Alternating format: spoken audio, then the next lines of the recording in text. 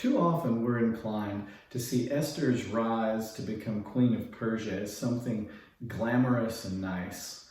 But when you read Esther chapter 2, you see that it really was far from glamorous and nice in many respects. Esther was the victim of what we would probably call human trafficking today.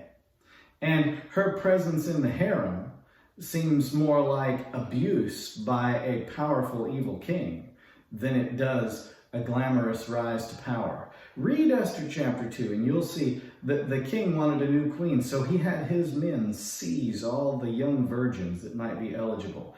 And then he put them in a harem and he put them through beauty rituals for 12 months until he could give each one of them a turn to be with him for one night. And then he chose who pleased him the most. Think about how terrible this must have been for Esther in so many ways.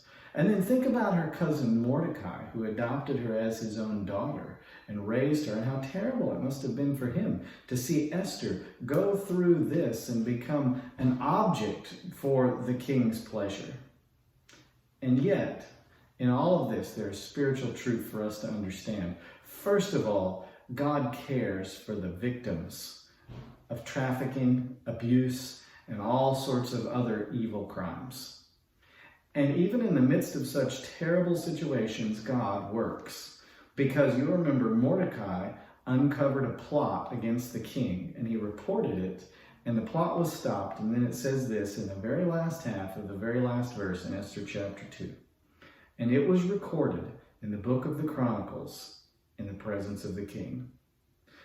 Mordecai's good deed was recorded, even in the midst of a terrible, painful situation. And we're going to see later that God remembered and God used his good deed. Regardless of what kind of evil is being perpetuated against you, God remembers your good deeds. He has them recorded, and he will use them and reward them in his perfect timing.